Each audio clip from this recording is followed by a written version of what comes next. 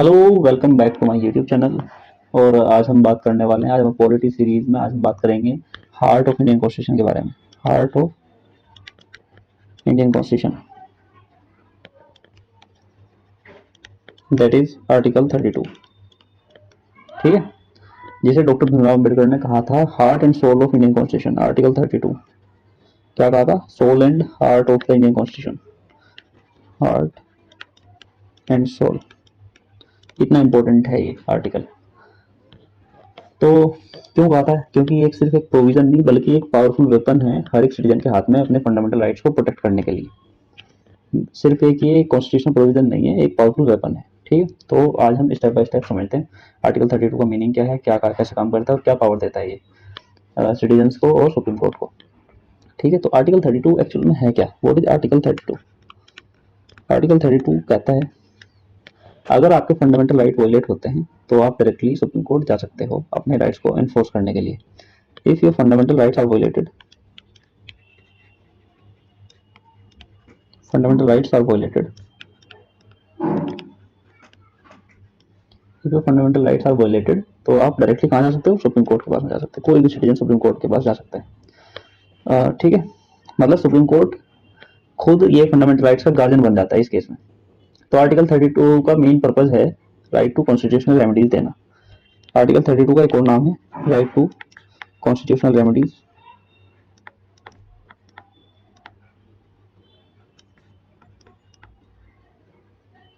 ठीक है, तो यानी अगर स्टेट ने आपका कोई फंडामेंटल तोड़ दिया या कोई फंडामेंटल राइट वायलेट किया है स्टेट ने, तो आप कॉन्स्टिट्यूशन आपको एक रेमेडी देता है, एक लीगल टूल है। रेमेडी मतलब लीगल टूल कि आप अपना हक ले सकते हो। कैसे? सुप्रीम कोर्ट जा सकते हो, सीधा सुप्रीम कोर्ट में जाकर बोल सकते हो।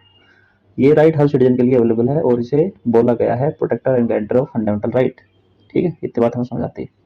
इसके बाद डॉक्टर भीमराव अम्बेडकर ने कॉन्स्टिट्यूंट असेंबली में कहा था कि if I was asked to name any particular article as the most important, अगर जितने भी आर्टिकल्स है ना इंडियन कॉन्स्टिट्यूशन के अंदर, भीमराव अम्बेडकर ने कहा था अगर सबसे इंपॉर्टेंट पूछा गया ना मुझसे कौन सा आर्टिकल है, तो मैं आर्टिकल 32 का ही नाम लूंगा। I would not hesitate to name article 32।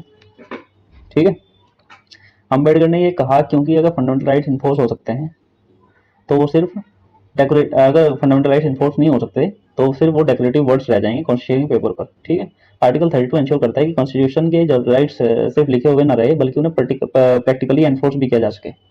Practically enforce करने के लिए ये राइट आता है भाई। ठीक है, तो ये क्या क्या हक देता है इंसान को, तो बता दिया मैंने कि कोई किसी का, अगर किसी इंसान का फंडामेंटल नॉर्मल आम आदमी का फंडामेंटल राइट वोलेट हुआ तो वो कहाँ जाता है? सुप्रीम कोर्ट जाता है। सुप्रीम कोर्ट को भी पावर देता है आर्टिकल 32। क्या पावर देता है कि सुप्रीम कोर्ट इशू कर सकता है रिट्स अगर किसी का फंडामेंटल राइट वोलेट हुआ है। तो सुप्रीम कोर्ट के पास में क्या पावर है? आर्टिकल 32 के अंदर supreme court has the writ jurisdiction. Writ jurisdiction होती है सुप्रीम कोर्ट के पास, रिट जुरिडिक्शन। ठीक है, यानी कोर्ट अलग अलग सिचुएशन में 5 टाइप की रिट इशू कर सकता है डिपेंडिंग अपॉन द सिचुएशन। ठीक है, चलो एक करके सारी की सारी रेट्स के बारे में पढ़ लेते हैं। रेट्स क्या होती है पहले तो ये देख लो। रेट्स होती है एक ऑफिशियल या फिर फॉर्मल लेटर या फॉर्मल ऑर्डर जो एक कोर्ट इशू करता है। ठीक है, अब हमारे पास में अवेलेबल है 5 टाइप की रेट्स। पहली रेट की जब हम बात करते हैं वो होती है हैबियस कॉर्पस। इसके बाद आती है मैंडेमस। हैबियस कॉर्पस के अंदर क्या है? हैबियस कॉर्पस का लिटरल मीनिंग होता है टू प्रोड्यूस द बॉडी या फिर to bring the body of या फिर to have the body of, to have the body of. इसका मतलब ये है अगर किसी को इलीगली डिटेन किया गया है तो कोर्ट ऑर्डर करता है कि पर्सन को कोर्ट के सामने लेकर आओ, उस इंसान को जिसको इलीगली डिटेन किया गया उसको कोर्ट के सामने पेश करो। ठीक, दूसरी तरह की जो रिट हमारे पास अवेलेबल है उसका नाम है मैंडेमस। मैंडेमस का मतलब है we command. We command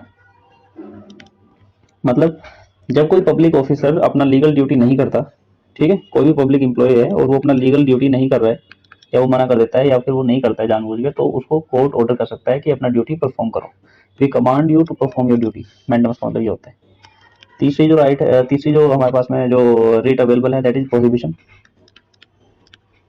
prohibition इसका मतलब होता है वी फॉरबिड। We forbid.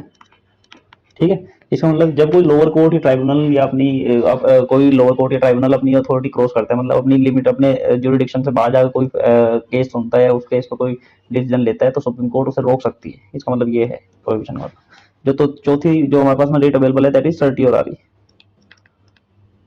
इसका मतलब ये है हायर कोर्ट के पास, हायर कोर्ट अपने जो लोअर जुडिशरी के जो केसेस है उनको अपने कंट्रोल में ले सकती है, जो हायर जुडिशरी है, ठीक है, या उसके जो डिसीजंस जो हायर कोर्ट ने दिए उसको कैंसिल भी कर सकते हैं। तो सर्टियोरारी का मतलब होता है अपने पास B for to be inform या to be certified, to be inform या फिर to be certified, this is to be informed to you that we are taking this charge या this case under our control, ऐसे समझ लो, ठीक है। जो last date हमारे पास में अवेलेबल है दैट इज को वारंटो। रेट से तो डायरेक्टली क्वेश्चन आ ही जाता है। अब ये और बता बाई वोट अथॉरिटी, इसका मतलब होता है बाई वोट अथॉरिटी ऑफ, मतलब जब कोई पर्सन इलीगली किसी पब्लिक ऑफिस को होल्ड कर रहा हो तो कोर्ट पूछ सकती है कि किस अधिकार से तुमने ये ऑफिस होल्ड किया, by what authority of you are holding this office, ठीक है। ये रेट एंश्योर करती है rule of law in India, India के अंदर रूल ऑफ लॉ बना रहा है, ये रीट का यही इशू है, ठीक, यही है। तो ठीक है, तो आर्टिकल 32 हमने देखा, आर्टिकल 32 में हमने देखा कि अगर किसी का फंडामेंटल राइट वायलेट हुआ है तो वो कहाँ जा सकता है, 32 के अंदर सुप्रीम कोर्ट के अंदर, सुप्रीम कोर्ट के पास जा सकता है। और सुप्रीम कोर्ट क्या कर सकता है, रीट इशू कर सकता है डिपेंडिंग अपॉन द सिचुएशन। 5 तरह की रीट देखी, कौन कौन सी, जो 5 थी, habeas corpus, mandamus, certiorari, prohibition और को वारंटो, ठीक है। ये रीट इशू कर सकता है सुप्रीम कोर्ट। किसी का फंडामेंटल राइट वायलेट होगा वो सुप्रीम कोर्ट जा सकता है, लेकिन सुप्रीम कोर्ट से पहले वो हाई कोर्ट भी जा सकता है, उसकी मतलब अपनी मर्जी है। तो हाई कोर्ट कैसे जा सकता है, कौन कहाँ लिखा हुआ हाई कोर्ट जाने का प्रावधान, ये लिखा हुआ आर्टिकल 226 के अंदर कि हाई कोर्ट भी ये सेम जो रेट्स है ना ये इशू कर सकता है। लेकिन एक इसमें एक पॉइंट ये है कि सुप्रीम कोर्ट सिर्फ फंडामेंटल राइट्स के लिए रिट इशू कर सकते हैं। Supreme court can issue writs only for fundamental rights, whereas high court can issue writs for fundamental rights as well as for legal rights, ठीक है। तो जो हाई कोर्ट का जो रिट जुरिडिक्शन है ना वो वाइडर देन सुप्रीम कोर्ट है, ठीक है। और एक बात और ध्यान रखना कि ये जो आर्टिकल 32 है ना ये इटसेल्फ फंडामेंटल है, article 226 is not a fundamental right. मतलब आर्टिकल 32 को parliament can not take away, but article 226 को पार्लियामेंट कैन टेक अवे, ठीक है। और बस यही था इसके बारे में, यही पढ़ना था इतना। और ये देख लो एक बारी कि article 32 can it be suspended, yes it can be suspended temporarily, मतलब कि टेम्परेरीली सस्पेंड हो सकता है ये ड्यूरिंग नेशनल इमरजेंसी। कहाँ लिखा हुआ है, आर्टिकल 359 में लिखा हुआ है कि article 32 can be suspended during national emergency. National emergency कब, कौन से आर्टिकल में, 352 में। लेकिन ये कहाँ लिखा हुआ है कि ये आर्टिकल 32 कैन बी सस्पेंडेड 359 में लिखा हुआ है, ठीक है। लेकिन इसको कैंसिल नहीं कर सकते, मतलब इसको टेक अवे नहीं हो सकता, this right can not be taken away, article 32 can not be taken away but can be suspended during national emergency. जैसे नेशनल इमरजेंसी खत्म होगी तो ये राइट अपने आप ऑटोमेटिकली आ जाएगा वापस, ठीक है।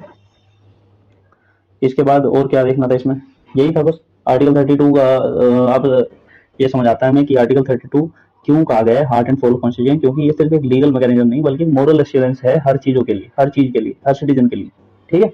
कि अगर कभी भी स्टेट आपके फंडामेंटल राइट वोलेट करे तो कॉन्स्टिट्यूशन खुद आपके साथ खड़ा है और आप सीधा सुप्रीम कोर्ट जा सकते हैं। तो आर्टिकल 32 को बनाता है इंडिया का एक डेमोक्रेसी का स्ट्रॉन्गेस्ट पिलर, ठीक है। This was all about article 32। So we have seen article 32 क्या क्या देखा। एक चीज और रहेगी इसमें कि जो पार्लियामेंट के पास पावर है, पार्लियामेंट के पास पावर है, ये भी आर्टिकल 32 देता है पार्लियामेंट को पावर कि वो किसी और कोर्ट या किसी हाई कोर्ट और सुप्रीम कोर्ट के पास है ना भी रिट इशू करने का पावर, हाई कोर्ट और सुप्रीम कोर्ट के पास रिट इशू करने का पावर है, लेकिन parliament can make any other authority, any other law, any other judiciary या जो लोअर जुडिशरी उनको भी parliament can empower to issue writs, ये भी आर्टिकल 32 ही देता है प्रॉब्लम, ठीक है। इसके बाद और क्या पढ़ना था इसमें, बस इतना ही पढ़ना था हमें आर्टिकल 32 के अंदर। This was all about article 32। क्या क्या पढ़ा हमने देख लो एक बारी। 5 तरह की रेट्स हैं हमारे पास में,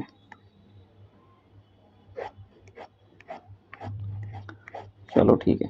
दिस वाज आर्टिकल 32। हमने सारे जितने फंडामेंटल राइट्स हमारे पास हैं, कितने हमारे पास फंडामेंटल राइट्स हमारे पास में अभी तक हमने देखे हैं 6 फंडामेंटल राइट। अगर मैं उनको रिकैप करूँ या उनको याद करने की कोशिश करें तो अगर हम देखते हैं आर्टिकल 12 से लेकर आर्टिकल 35 तक हमारे पास 6 फंडामेंटल राइट है। आर्टिकल 12 से लेकर आर्टिकल 35 तक जो सिटीजन के लिए अवेलेबल हैं, कौन कौन से, 15, 16, 19, 29 एंड 30, ये सिर्फ सिटीजन के लिए अवेलेबल है। बाकी कोई भी बाकी सब के सब जो रेस्ट ऑफ द आर्टिकल सारे अवेलेबल टू ऑल, ठीक है। अब देखो एक बार अगर हम ओवरव्यू से अगर इनको एक बार धीरे धीरे याद करने की कोशिश करते हैं तो आर्टिकल 32 में क्या है, आर्टिकल 12 से शुरू करते हैं। आर्टिकल 12 में क्या है, याद कर लो मेरे साथ में, डेफिनेशन ऑफ स्टेट है, article 12 provides the definition of state, ठीक है। आर्टिकल 13 क्या करता है, law inconsistent with fundamental rights. Article 13 that state shall not make any law which take away or abuses fundamental rights. Article 13 state shall not make any law which take away or abuses fundamental rights, यानी अगर कोई fundamental right को violet करता है, वो कोई law violet करता है, तो that law will be null and void by, will be declared void by judiciary, ठीक है। और ये जुडिशियल रिव्यू का कॉन्सेप्ट प्रोवाइड करता है। जुडिशियल रिव्यू, जब हम जुडिशियल रिव्यू की बात करते हैं तो हमें पता होना चाहिए कि judicial review is the basic structure doctrine का पार्ट है। जो ये कौन से केस में कहा था, केशवानंद भारती केस ऑफ 1973, ठीक है। तो फिर अभी देख लेते हैं आर्टिकल 14। आर्टिकल 14 किस बारे में बात करते हैं, आर्टिकल 14 से हमारा शुरू हो जाता है right to equality. Article 14 to article 18 हमारे पास में राइट टू इक्वालिटी है। तो आर्टिकल 14 किस बारे में बात करता है, equality before law and equal protection of law. दो कंपोनेंट्स हैं आर्टिकल 14 के, इक्वालिटी बिफोर लॉ और equal protection of law. Everyone is equal before law, इसका मतलब ये है कि इक्वालिटी बिफोर लॉ का मतलब है everyone equal before law and has equal protection of laws, ठीक है। और ये एक ब्रिटिश ओरिजिन कॉन्सेप्ट है, ये नेगेटिव इन नेचर और this is positive in nature. ये यूके और ये यूएस ओरिजिन कॉन्सेप्ट है, ठीक है। आर्टिकल 15 की बात करते हैं तो there will be no discrimination या प्रोहिबिशन ऑफ डिस्क्रिमिनेशन की बात करते हैं। नो डिस्क्रिमिनेशन, 5 ग्राउंड्स मेंशन है, कौन कौन से, religion, race, caste, sex and place of birth, ठीक है। इसके बाद अगर हम बात करते हैं आर्टिकल 16 की, तो equality in case of public employment. Article 16 talks about equality in case of public employment. Article 16 talks about equality in case of public employment. सरकारी नौकरी के केस में सबको इक्वल अपॉर्चुनिटी मिलनी चाहिए, इक्वालिटी इन पब्लिक एम्प्लॉयमेंट, ठीक है। Reservation is allowed but सबको इक्वालिटी है, ये रिजर्वेशन एक एक्सेप्शन है, ठीक है। फिर आर्टिकल 17 बात हैं, तो article 17 talks about abolition of untouchability. Untouchability,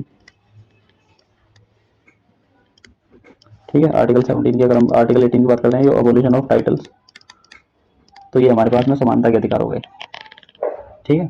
इसके बाद हमारे पास में आते हैं article 19 to 20, article 19 to 22 these are the right to freedom, right to freedom, right to freedom. Article 19 to 22, तो आर्टिकल 19 में क्या दिया होगा, आर्टिकल 19 में 6 फ्रीडम्स अवेलेबल है। Freedom of speech and assembly, article 19 clause 1 clause A, सब clause A में क्या है, freedom of speech and expression. दूसरा है हमारे पास में freedom to assemble peacefully, assembly की फ्रीडम है हमारे पास। तीसरी हमारे पास जो फ्रीडम अवेलेबल है, फ्रीडम टू फॉर्म एसोसिएशन या फिर यूनियन या फिर कोऑपरेटिव सोसाइटीज। जो चौथी फ्रीडम है हमारे पास में, that is freedom to move freely, move freely, freedom of movement है मतलब। और फिर आते हैं freedom to reside anywhere in India. और last freedom that is there under article 19 is freedom to practise any profession, practise any profession, these are there under article 19, ठीक है। But ये जितनी भी फ्रीडम्स हैं ये सब एब्सोल्यूट नहीं है, ये रीजनेबल रेस्ट्रिक्शन के साथ में आती है, जैसे पब्लिक ऑर्डर, सिक्योरिटी, मोरालिटी वगैरह जो रेस्ट्रिक्शंस है ये सब हमने देख लिए। आर्टिकल 20 की जब हम बात करते हैं तो article 20 talks about protection in respect of conviction of offences, protection in conviction, protection in case in respect of conviction of offences, मतलब इसके अंदर तीन कंपोनेंट हमने पढ़े थे। No ex post facto, no ex post facto law कि कोई भी criminal law can not be applied retrospectively. और दूसरा no double jeopardy, jeopardy. Third one is no self incrimination, no self incrimination, incrimination. इसका मतलब देखो, पहला नो पोस्ट फैक्टो लॉ कि कोई भी लॉ रेट्रोस्पेक्टिवली नहीं लगाया जा सकता जो क्रिमिनल लॉ है, बल्कि टैक्स जो लाइबिलिटीज है या फिर टैक्सेशन जो लॉज है उनको रेट्रोस्पेक्टिवली लगा सकते हैं। नो डबल जियोपार्डी मतलब एक क्राइम की एक ही सजा, एक क्राइम की ज्यादा बार सजा नहीं मिल सकती। नो सेल्फ इंक्रिमिनेशन का मतलब है कोई भी अपने आप के खिलाफ गवाही देने के लिए किसी को कंपेल नहीं कर सकता। Article 21 talks about protection of life and personal liberty. Article 21 किसके बारे में बात करता है, protection of life and personal liberty, protection of life and personal liberty, ठीक है भाई। मतलब no person shall be deprived of his life and personal liberty except according to the procedure established by law, ठीक है। इसके बाद में इसके अंदर बहुत सारे राइट्स आ जाते हैं, right to live with dignity, right to privacy, right to health वगैरह वगैरह, ठीक है। फिर right to privacy, Puttaswamy case of 2017, right to privacy was added under article 21, ठीक है। फिर अपन आर्टिकल 22 की बात करते हैं, तो right of the arrested person, मतलब protection of rights in case of the arrest या डिटेंशन, ठीक है। Protection in case of arrest and detention. इसमें था कि अगर अरेस्ट ये हो रहा है, प्यूनिटिव अरेस्ट है, तो उसके पास में 3-4 अधिकार है कि राइट टू बी इन्फॉर्म्ड, उसको पता होना चाहिए किस लिए अरेस्ट कर रहे हैं, right to consult to the lawyer of his choice, और तीसरा था उसके अंदर right to be represented before magistrate within 24 hours of the arrest, ठीक है। अब देखो, दो राइट्स कंप्लीट हो गए, राइट टू इक्वालिटी और right to freedom. Right to equality में कितने आर्टिकल्स? 14, 15, 16 और 17 और 18। और राइट टू फ्रीडम में 19, 20, 21 एंड 22। 14 में क्या किया? Right to equality before land, और 15 में क्या था? प्रोहिबिशन और discrimination, prohibition of discrimination on the grounds, 5 ground mention है। आर्टिकल 16 में क्या है? Right to equality in case of public employment. Article 17 में अबोलिशन ऑफ अनटचेबिलिटी है। आर्टिकल 18 में अबोलिश टाइटल्स, ठीक है। ये बातें तुम्हें याद होनी ही चाहिए। Article 19 provides 6 freedoms. कौन कौन सी? Freedom to assemble peacefully, freedom to speech and expression, freedom to assembly, freedom to form association वगैरह वगैरह। 6 हैं। Freedom to reside anywhere, freedom to movement, freedom to practise any profession. Article 20 protection in case of conviction की case में जो protection है, no ex post facto law, no self incrimination, no double jeopardy. Article 21 talks about क्या? Talks about right to life and personal liberty, ठीक है। इसके अंदर ही right to privacy वगैरह आ जाते हैं। फिर article 22 talks about the case of the right to protection in case of the arrest and detention, ठीक है। ये सारे के सारे राइट्स अभी तक हमारे याद हो चुके हैं। आर्टिकल 23 के बारे में बात करते हैं, तो यहाँ से आ जाता है राइट अगेंस्ट एक्सप्लॉयटेशन। इसके अंदर 2 आर्टिकल्स हैं, कौन कौन से? 23 एंड 24। प्रोटेक्शन आर्टिकल 23 और आर्टिकल 24। आर्टिकल 23 और 24 को कंबाइंडली क्या बोला जाता है? Protection, right against exploitation, right against exploitation, ठीक है। 23 क्या क्या? Prohibition of the force labour, ये क्या बैन करता है? फोर्स लेबर या फिर ट्रैफिकिंग इन ह्यूमन, ठीक है, ठीक है। ट्रैफिकिंग इन ह्यूमन या फिर बेगार जैसी कोई भी form of force labour, all are ban trafficking in human beings. Article 24 talks about the prohibition of the child labour. Child labour की बात करता है, चाइल्ड लेबर को बैन करता है, चाइल्ड लेबर, ठीक है। कि 14 साल से छोटा बच्चा कोई भी एम्प्लॉय नहीं किया जा सकता हैजार्डस इंडस्ट्रीज में, ठीक है, और नॉन हैजार्डस में किया जा सकता, ठीक है। आर्टिकल 25 से 26, 27, 28 क्या आ जाते हैं हमारे पास में? आते हैं right to freedom of religion, 25 से 28 तक, 25 और आर्टिकल 28। आर्टिकल 25 क्या बात करता है? Freedom to conscience and religion, मतलब राइट टू प्रोफेस। 25 में क्या है? Profess, practice and propagate, profess, practice and propagate, ठीक है। आर्टिकल 26 में क्या है? क्या था? आर्टिकल 26 में था freedom to manage religious affairs, मतलब ये इंडिविजुअल का राइट था, ये डिनोमिनेशन का या फिर कलेक्टिव राइट था, ग्रुप का राइट था कि they have the right to manage religious affairs, manage religious affairs. ये सब हम कर चुके हैं, इसलिए थोड़ा फास्ट हम जस्ट बस याद कर रहे हैं। आर्टिकल 27 में क्या था? Article 27 was talking about that there will be no compulsion to pay taxes for promoting religion. कोई टैक्स नहीं, no tax on religion, no tax on religion, ऐसे याद रख लो। Article 28 was talking about freedom from attending religious instructions in the state funded institutions। जितने भी state funded या state added institutions हैं, स्टेट या जो भी अपना स्टेट एडेड इंस्टीट्यूशंस के अंदर कोई भी फोर्स नहीं कर सकता तुम्हें रिलीजियस इंस्ट्रक्शंस को अटेंड करने के लिए, ठीक है। Article 28, 29, 30 cultural and educational rights थे। आर्टिकल 29 एंड आर्टिकल 30 इन दोनों क्या बोलते हैं? कल्चरल एंड एजुकेशनल राइट, मतलब राइट टू, ये article 29 talks about the protection of interest of minorities, protection of interest of minorities, ठीक है। Right to conserve language, script and culture, ये बात करी थी ना 29 में। प्रोटेक्ट माइनॉरिटी दो तरह की अवेलेबल है, कौन सी? रिलीजियस माइनॉरिटीज और दूसरी लिंग्विस्टिक माइनॉरिटी, मतलब धर्म के आधार पर कोई माइनॉरिटी या फिर लैंग्वेज के आधार पर कोई माइनॉरिटी है। Article 30 was talking about right of minority to establish and administer educational institution, right to establish and administer any religious institution, अरे यार, right to establish and right to establish and administer religious institution. Article 30 was talking about this right to establish and administer religious institution. ठीक है भाई। इसके बाद आ जाता है अपने पास में राइट टू कॉन्स्टिट्यूशनल रेमेडी, जो हमने आज ही किया है, that is article 32। That article 32, article 31 was, एक बार देख लो, आर्टिकल 31 जो था ना वो था right to property. Right to property हमने क्यों नहीं डिस्कस किया, क्योंकि right to property has been repealed by 44th constitutional amendment act of 1978। ठीक है, 44वें संशोधन कॉन्स्टिट्यूशनल अमेंडमेंट से, 44वें संवैधानिक संशोधन से हमें राइट टू प्रॉपर्टी को हटा दिया है। Now this is under article 300A। Right to जो प्रॉपर्टी है 300A में है, ना कि ये this is no more a fundamental right, this is a legal right या फिर कॉन्स्टिट्यूशनल राइट है ये सिर्फ। मतलब इसके लिए तुम डायरेक्टली सुप्रीम कोर्ट नहीं जा सकते, बल्कि जब ये 31 में था तब डायरेक्टली सुप्रीम कोर्ट जा सकते थे। अभी ये कहाँ पे, आर्टिकल 300A में। अभी तुम कहाँ जा सकते हो, हाई कोर्ट जा सकते हो।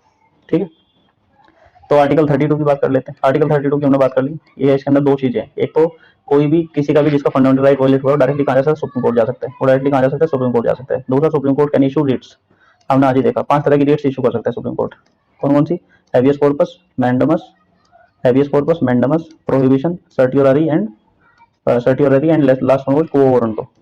ठीक है, ये सब बस तुम्हें याद होना चाहिए। और जैसे आर्टिकल 32 अलाउ करता है ना सुप्रीम कोर्ट को रिट्स इशू करने के लिए, ऐसे ही आर्टिकल 226 को भी याद रखना है कि ये किसको अलाउ करता है, हाई कोर्ट को। High court can issue Ritz under article 226, तो यही सेम रिट्स। ठीक है, और पार्लियामेंट के पास पावर है that they can empower any other court या any other tribunal also to issue these writs. अभी तक ऐसा हुआ नहीं है जबकि। ठीक है, ये भी आर्टिकल 32 के अंदर ही था। ये हमने सब देख लिया। अब एक बार देख लो, एक बार फटाफट देखो। राइट टू इक्वलिटी 14 से 18, इक्वल स्टेटस बिफोर लॉ की बात करते हैं। ठीक है, राइट टू फ्रीडम हमने देखी 19 से 22 तक, इंडिविजुअल्स लिबर्टी की बात करते हैं। राइट अगेंस्ट एक्सप्लॉइटेशन 23-24 में, no force labour, no child labour. ठीक है, इसके बाद right to freedom of religion 25 से 28 की बात करते हैं, 25 से 28 तक ये रिलीजियस लिबर्टी प्रोवाइड करते हैं। कल्चरल एंड एजुकेशनल राइट जो 29-30 में है वो माइनॉरिटी प्रोटेक्शन की बात करते हैं।